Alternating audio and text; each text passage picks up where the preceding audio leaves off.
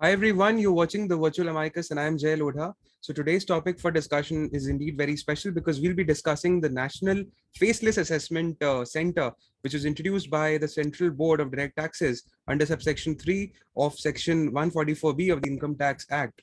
Now we need to delve into this further and understand why it was introduced, because it definitely qualifies to be the single most prominent initiative post the GST, which has the potential to completely change the perception of tax enforcement agencies and machinery in the country. Now, the National eAssessment Center was set up in New Delhi, which is also headed by the Principal Chief Commissioner of Income Tax, which has other regional centers in various parts of the country. Now, why do you think, what is the reason behind introducing this scheme? Was it because the taxpayers felt powerless against bribe demands that were made on multiple occasions, for example, in solving scrutiny or any eligible tax refund or getting any desired result? And because the government obviously was noticing some arbitrary behavior of these tax officers and helplessness of taxpayers for quite some time. But what are the major roadblocks that it has faced? What are the major drawbacks? Has it proved to be effective so far?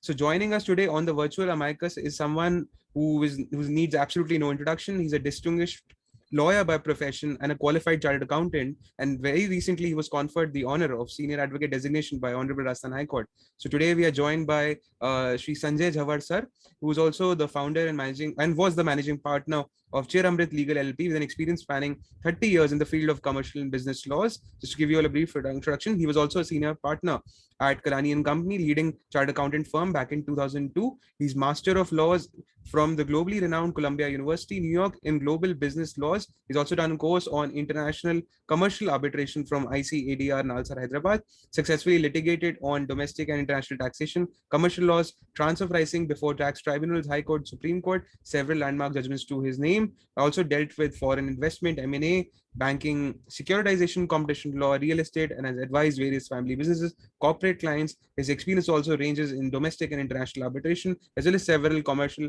transactions to his name. He's also been a member of various national forums, committees such as National Panel for Training, Commissioners of Central Excise, Customs, Narcotics, Service Tax, Fiscal Law Committee, and the Institute of Chartered Accountants of India, New Delhi Auditing and Assurance Standard Board, set up by the ICAI. And also, besides being he's also a prolific speaker. He's delivered several lectures and presentations at various seminars, conferences on contemporary issues, and also remained chief editor of Tax World, a journal published by Rajasthan Tax Consultants Association, and authored a book titled Browser to Block Assessment, and also a passionate counselor. So thank you so much, sir, for taking out time. My pleasure, Jay. Anything that you wish to say before we start with our segments? I think this is the topic which should be known to anyone who is willing to practice in tax area, whether he's a chartered accountant or a lawyer.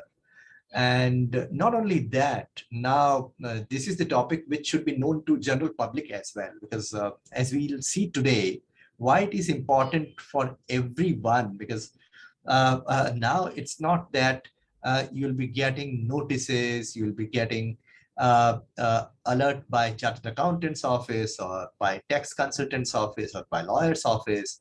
It'll be on your mobile, it'll be on your email. And if you miss that, there'll be a huge demand which may be created against you. So my initial remarks suggest that it is an important topic which should be known to everyone.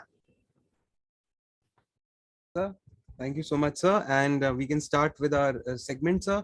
And we were informed that you have a PowerPoint presentation, sir, if you can start.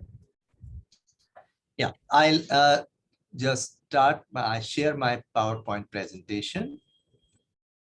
I hope it is visible to everyone so that I can start my presentation. Absolutely, sir. You can start.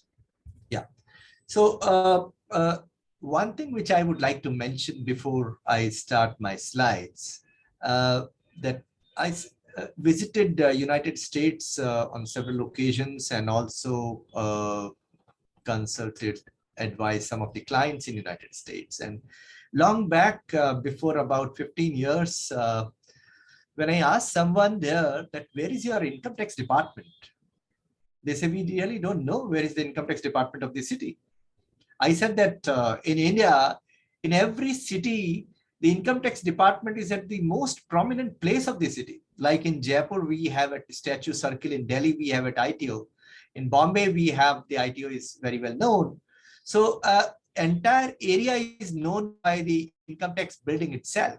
Whereas in the countries like United States, nobody knows where is income tax department located. But then I inquired further with some of professional brothers there, and they said that we know where is the income tax department, but it is very, very difficult to enter into the income tax department because it is maybe on the 15th floor of some of the building, one of the buildings in several cluster of buildings, and it may be a very small office on the 15th floor in the corner, and nobody is allowed to enter there. If you want to enter there, you have to get a pass issued that what for you want to enter the income tax department, because you are not required to enter here. The entire interaction with the taxpayers is through email and through other modes of communication, and not through any physical meetings. So they say that it is not necessary that we have an income tax department at a prominent place. So at that time itself, when I was part of some of the committee which was forming the vision for the income tax department for 2020, he also set up certain things, and I told in several meetings that very soon we'll have 5-star hotels in income tax department buildings in all the cities, because the income tax department would not be required at the prominent places, and instead it'll be at the remote place, because everything would be handled remotely. And that is what has come, and that is the background of this faceless assessment. Why it has come? Number one, to reduce the interface between the taxpayer and the tax administrator. Because as Jay told, that there's a lot of arbitrariness when the tax administrator is handling the matters as per his own whims, fancies, and discretion. So the department's first task was to make the standard system, or to make the uniform system and the standard SOPs, so that their arbitrariness could be reduced. And the second, of course, we all know, to capture and to arrest and to reduce the corruption in the income tax department. This was done. And thirdly, to automate several processes so that the system could be efficient, transparent, faster, and honest taxpayers could get benefit out of these faceless assessments and e-assessments by reducing, by curtailing the time involved in the assessment proceedings, harassment involved, and the other things involved. So for reducing the harassment, to reduce the corruption, to reduce the interface, and to enhance the efficiency of the tax administration, this faceless scheme or faceless assessment provisions have been introduced. So let us first understand what are these provisions, and let us then come to certain other practical aspects relating to faceless assessment. I'll not be dealing with the scheme in detail, because whosoever deals with knows them very well, but it's still, because the topic involves faceless assessment, the fundamental key aspects of this are required to be discussed. And the first thing which I would like to discuss is how was the journey of this faceless. It started with the automation and the e-assessment or the e-processing started in the department with online filing of return, and thereafter online processing of return through CPC, Central Processing Center. And thereafter they introduced gradually the CAS, where the cases were selected for scrutiny through the automated system. Of course, the manual selection also continued with that. And then they started limited scrutiny through their artificial intelligence software. Artificial intelligence was the method through which they identified the mismatch in the profile of the taxpayer and the transactions of the taxpayer, and thereby they selected some cases for limited scrutiny, and wherever they found that there is some major problem, they converted into complete scrutiny. And then they came with eAssessment Scheme 2019 by way of a scheme for which some enabling provisions were introduced in the law.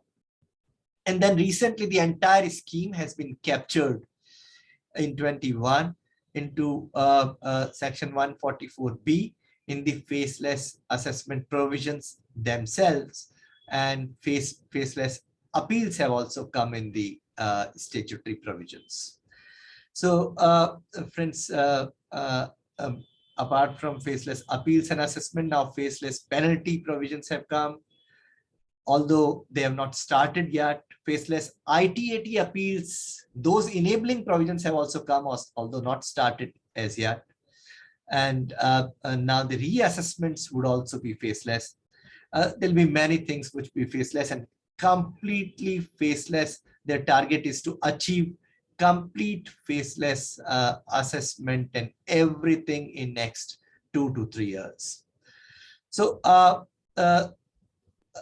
after the dealing with the basic provisions, you must know that what these different phases of faceless assessment or faceless platform, how they work, what they are, what is their role. So earlier, what used to happen, your jurisdictional assessing officer used to be everything. Everything means your front office and back office of the income tax department. He used to complete the assessment. He used to call you. He used to make inquiries. He used to call you for some personal hearings. He used to give opportunities, and he used to pass the final order. And not only that, he used to raise demand and make recoveries. Everything was being done by jurisdictional assessing officer. And the middle tier in the income tax department were the commissioners or assistant commissioners or joint commissioners. But most of the work, you were required to face the assessing officer. And internally also, he used to work for you in the back office of the income tax department. Now, instead of that, what was done through faceless assessment was that front office is now different and back office is different. So far as back office is concerned, now CPC is one kind of back office which does the automated processing work. Means wherever the processing is required through artificial intelligence, it is being done by CPC. But wherever human intervention is required, then the back office is being handled by jurisdictional assessing officer. So recovery of demand. So that cannot be done automatically as yet, as is being done in Western countries, because in Western countries, even if like your refund is credited to your bank account, your demand is debited in your bank account and it is automatically recovered. But in India, so far, the jurisdictional assessing officer makes the attempts for recovery. He issues the notices. If required, he attaches the bank account and he does all that. So he does that kind of work. But so far as assessment is concerned, the front office is not the jurisdictional assessing officer anymore, except the exceptional cases. Instead of the assessing officer, it is the NFAC, National Faceless Assessment Center. Now that has become the front office, and instead of assessing officer, what is written in the assessment order, who has passed the assessment order, is National Faceless Assessment Center. And whenever you file your appeal or you file a writ petition, you have to write that your assessing officer is National Faceless Assessment Center, wherever the assessment order mentions that name. And only that center interacts with you in the manner of assessment. There are a lot of things which are happening behind the curtain, but to you, the notices are being issued by NFAC. Behind the curtain are 4 different units. Assessment unit is one, verification unit is another, technical unit is third, and review unit is fourth. So these are behind the curtain, but NFAC is getting the work done through them, but you are getting the orders and notices from NFAC. So if you require a personal hearing, you request NFAC and the hearing is being given by the assessment unit to you. So what are these different units? We'll see in a moment, but these are 4 different units. This regional assessment center, which Jay just mentioned, has been abolished recently. Now there is no regional assessment center. There is national assessment center, and directly under national assessment center, you have assessment unit and verification unit and technical unit and review units. Now, what they want to do now, for which enabling provisions have come, they want to make even the back office faceless. They don't want to do it the manner it is being done right now, that after passing the assessment order, the demands are transferred to the local jurisdictional assessing officer, and that local officer makes the recovery and does the other things. They want to do this also faceless in the times to come, which I think they will achieve in a year or 2. And not only that, the units which are working behind the curtain, now they are not being properly trained as of now, and they also do not know the meaning of faceless. And in the practical experience of faceless assessment, although the name is faceless, in many of the cases when there is a video hearing, you will see the face of the assessing officer. So sometimes it becomes difficult for a new person that how it is faceless when I can see the face of the assessing officer.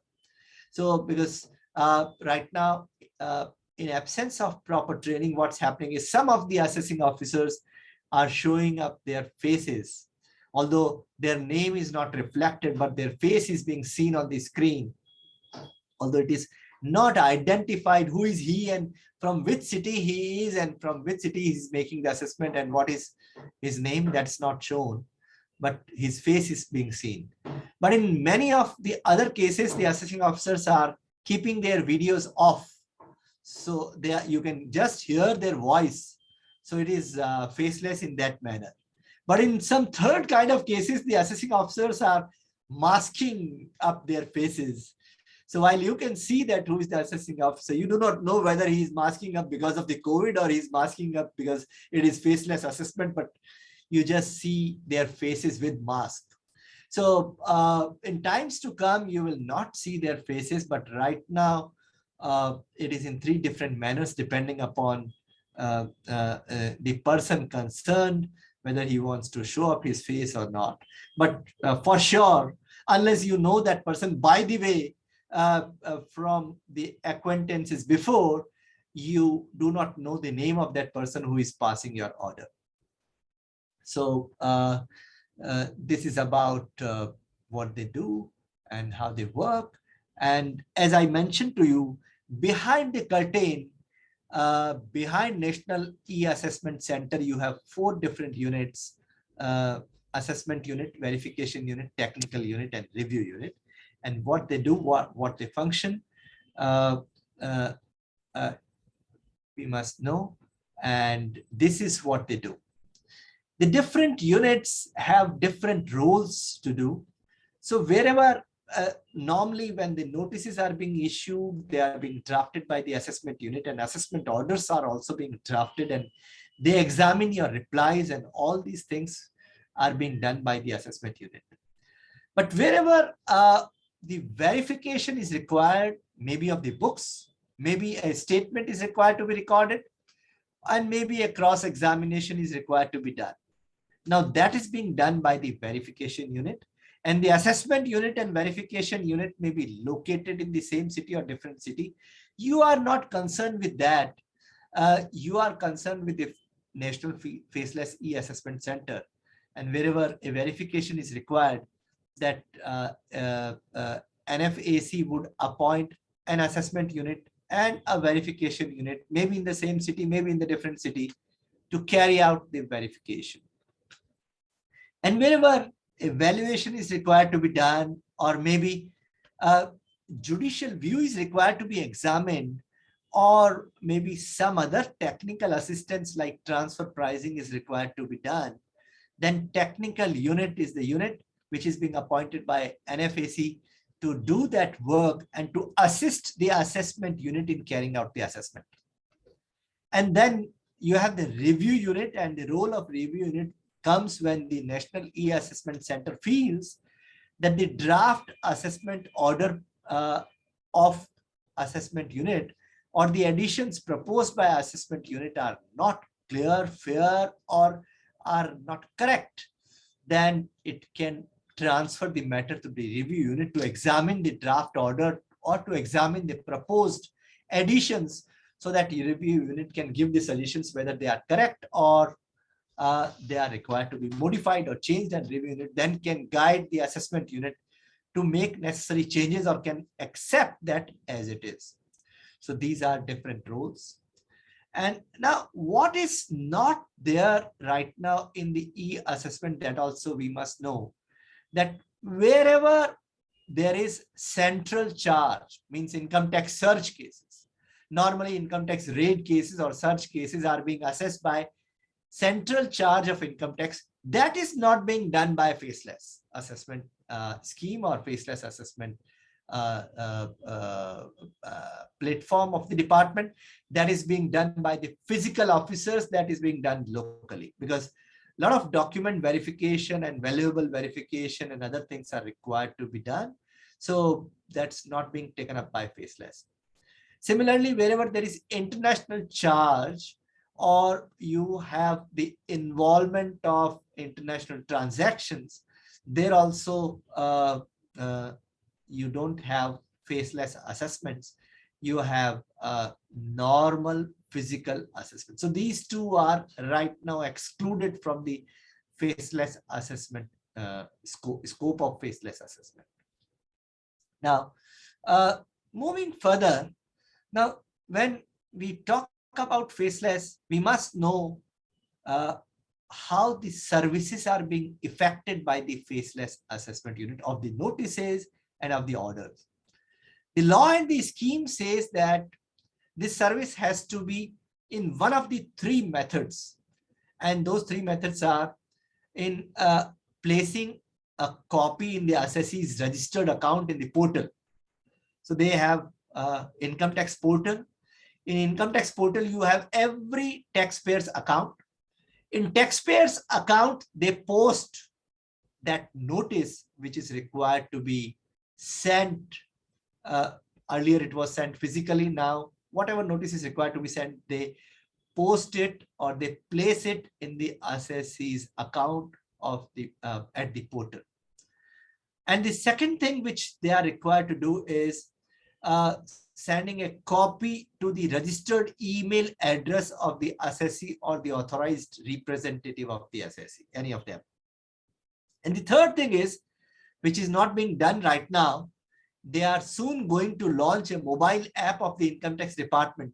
So they will place a copy of the order and also the notices sent by them on the mobile app of the income tax department, which would be there on your mobile. You can view what notices has come to you. So they also know what kind of e-platform is there in the country, and they also know what kind of e-literacy is there in the country. And everybody does not see their emails every day. And there are many persons who will not see their email for a couple of weeks. And they know this. And therefore, so far as the scheme is concerned, they have made a provision that whenever they post any email, they have to send a real-time alert on the mobile phone that we have sent a notice or we have sent an order.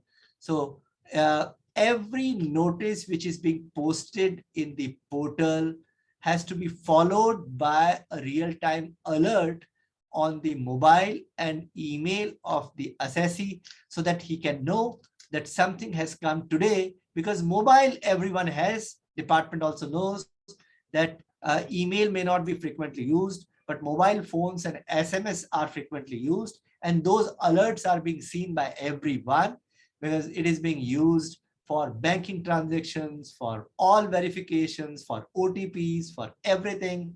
So they have used this, but to the utter surprise of everyone, all the tax professionals, in many cases, I have practically seen that these mobile alerts do not come.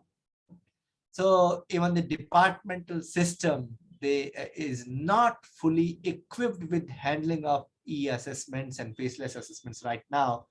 So orders and notices are not being followed by mobile alerts, and this has given difficulty to the SSEs, and many of the orders have been passed ex parte this year, particularly in March 22, because many SSEs did not receive notices, and they received just the demand notice or the phone call of the local assessing officer that so much demand is pending or due. And in some of the cases, I found that only demand notice is being received. And in one of the cases which I received yesterday, I found that only penalty notice is being received and not the assessment order. So these are the things which are maybe initial bottlenecks, which will take some time to settle down. And over the period, we'll find that the system has become smooth. But right now, many SSEs are facing difficulties because of two reasons. Because they are not fully equipped with the faceless assessment procedure and e-assessment and internet and computers. And on the other hand, even the departmental officers and departmental machinery and departmental software is also not fully equipped to handle this kind of traffic of e-assessment and faceless assessments. So I think this is enough background to start with, and I think Jay is here to ask some questions. There are many things to discuss about faceless. There is a process which you all know how the assessment happens. You have it on the screen, how the assessments take place, how do they happen. But instead of discussing all of them, instead of discussing these statistics which are there are some of these statistics on the board, like this one, which department released, that 82,000 faceless assessments were completed by 10th March 21. Of course, by 22, I think the number has reached to, it has crossed more than 5 lakh, but we do not know the exact number as yet. So because there were many notices, 4.74 lakh pending cases were there, as per Additional Solicitor General Anil Singh, who informed this to the Bombay High Court in one of the matters where faceless appeal scheme was being challenged. So I assume that more than 5 lakh cases have been done so far in faceless assessment. So I'll not take up much time now, except giving you this name, Divya. You must all know this name. This is the name of the portal, Digital India Video Yantrik Application. This is the name of the application, not the portal, but the software which the department is using for faceless assessments. So department is making faceless assessment hearings through Divya. So you must be familiar with this name, Divya. And you must also be familiar with this, that the scheme says that your video hearings would be recorded, and you can download the copy of video hearings if required, because sometimes you will be showing some documents, or maybe you will be explaining some allegations against you, but later on they may not be reflected in assessment orders. So while challenging them in appeals, you would need the proof that you have challenged them. So Divya, or this application or this software, has the provision that you can download the video of hearings.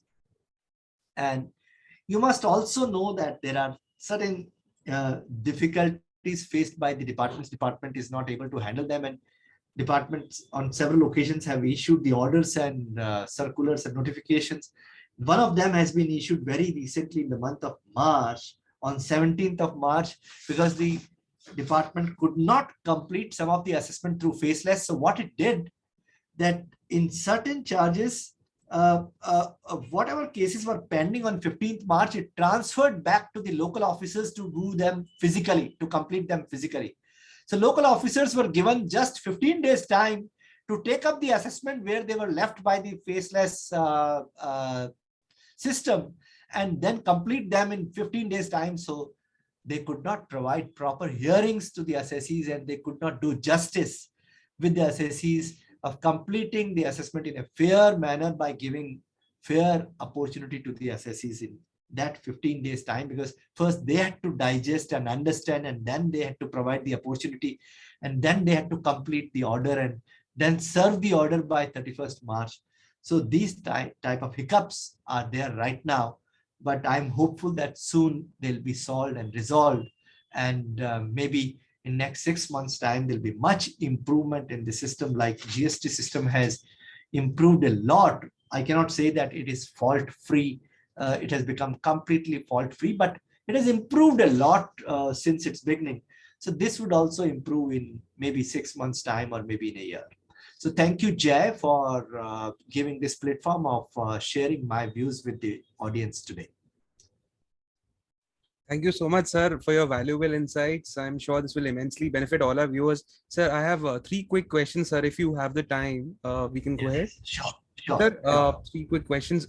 Question number 1, sir, talking about maintenance of digital records. Now we see assessees across the country, they stay in smaller cities, smaller towns, but they're still in a habit of maintaining manual books of accounts, sir.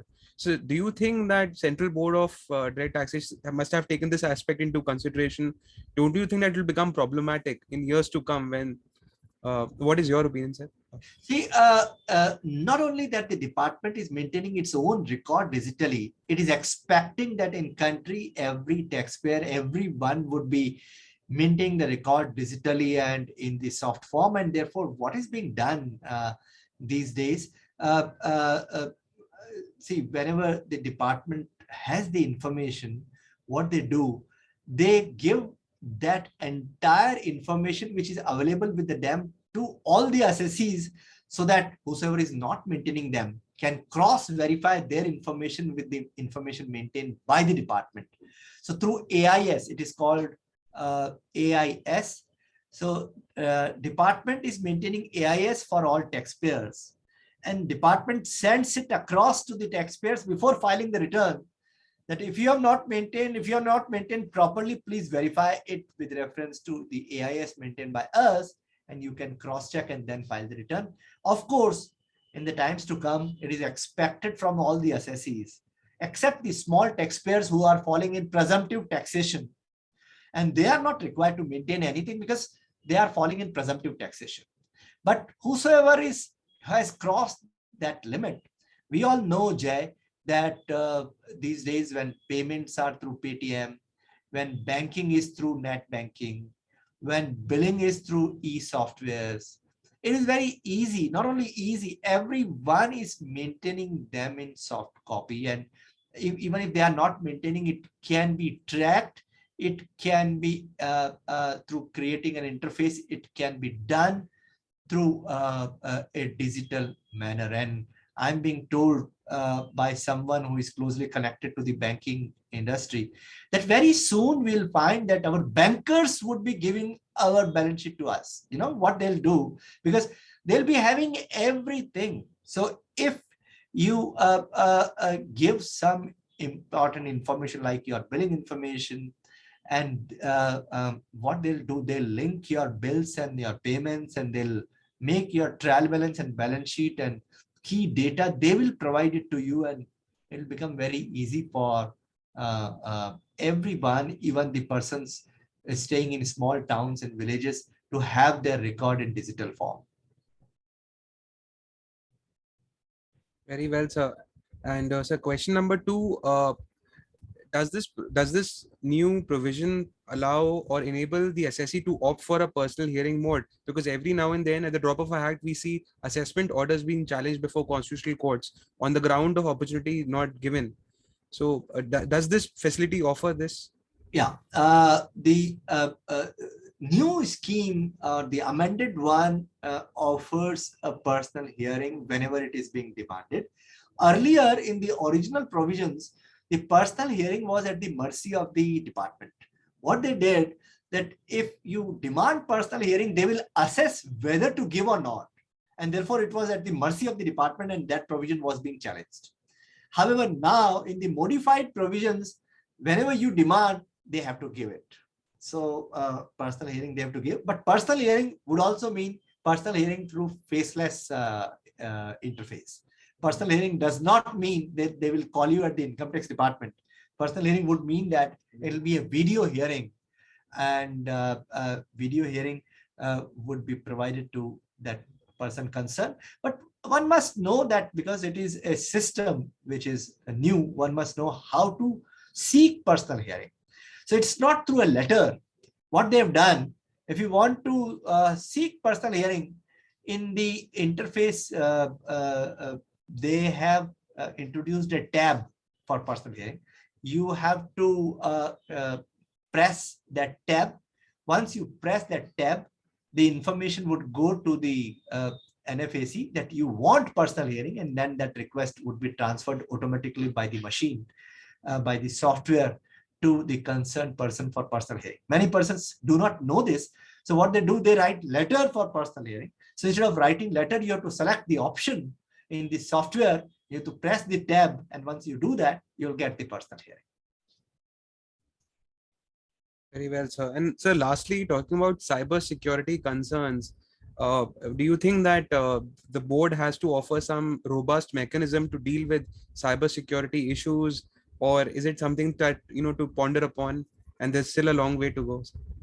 I think yes, Jay, you are right. Right now, nobody has cared about cyber security of the communication through faceless manner or through e-assessment manner. We all know how the banking frauds and other things are taking place by breaching the cyber security of mobile phones. And it would not be a surprise if somebody gets into your computer, hacks your computer, takes your data, or interrupts your interface between the department and you, and hacks several important information. So this is still a challenge, and I'm not sure whether the department has put enough efforts in this direction as of now, because still they are facing the teething troubles in the faceless assessment procedure itself. So I think side by side, they have to start the process of tightening the cyber security so that the threat is not there to assessees of any breach of cyber security. Very well. Thank you so much, sir, for taking out time for doing this brilliant session on the Faceless Assessment Scheme. Has to be one of the most comprehensive presentations that you'll find on the internet. There you go. When you have a senior counsel who's doing a session with the help of a PowerPoint presentation, you cannot afford to miss this session. To all the viewers who are watching, email is mentioned on the channel. In case if you have any queries, feel free to write to us. We'll be more than happy to forward the same. Thank you so much, sir, for taking out time. Anything that you wish to say before we wrap? That is all from my side, and I think everyone should know that in times to come, if one does not learn the manners of getting into faceless assessment and still he wants to practice tax, it will be very difficult for them. It is the time for young professionals to take up this, because earlier when it was not faceless, face value was very important for getting the assessments done. With faceless, the face value, the importance of face value has gone down. So young professionals who have this issue that we don't have face value before the assessing officers, they can jump into this new area of practice. And if they have skills of written presentations, if they have good skills of presenting the evidences and making the communications through e-channel, and they are well versed with all these things with the digital manner. So I think they'll be better placed than their senior counterparts in getting the faceless assessments done. And this is the right time they should learn these skills and get into this new area of practice. Well, thank you so much, sir, once again for all the valuable insights. And it's goodbye for now. Thank you. Pleasure.